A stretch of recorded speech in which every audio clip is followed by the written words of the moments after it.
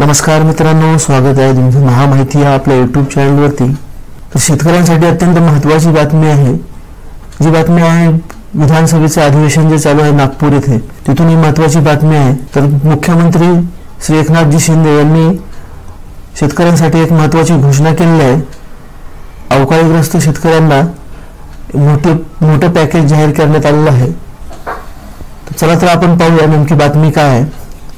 तर अवकाळीग्रस्त शेतकऱ्यांना 1757 कोटींची मदत मुख्यमंत्र्यांनी जाहीर केलेली असून 6.65 लाख वंचित शेतकऱ्यांना याचा लाभ देण्यात येणार आहे। तर राज्यात जानेवारी ते ऑक्टोबर दरम्यान झालेल्या अतिवृष्टीचा फटका बसलेल्या शेतकऱ्यांना 1757 कोटी रुपयांची मदत दिली जाईल। कर्जमाफीतून वंचित असलेल्या 6,56,000 शेतकऱ्यांना योजनेचा लाभ दिला जाणार असून त्यासाठी 5,800 कोटींची तरतूद करण्यात आली आहे। त्याचबरोबर धान उत्पादक शेतकऱ्यांना दरवर्षी 15,000 रुपयांऐवजी 20,000 रुपये हेक्टरी बोनस दिला जाईल। तसेच शेतकरी आत्महत्या रोखण्यासाठी टास्क फोर्सचे पुनर्गठन करण्यात येईल, अशा घोषणा एकनाथ शिंदे यांनी सोमवारी विधानसभेत केल्या।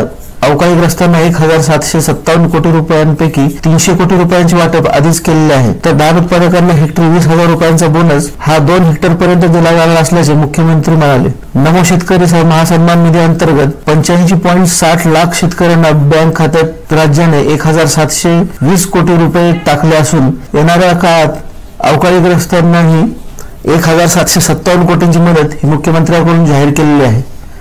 तर नक्कीच यातून अवकाळीग्रस्त शेतकऱ्यांना व नियमित कर्ज भरणाऱ्या शेतकऱ्यांना याचा फायदा होणार आहे।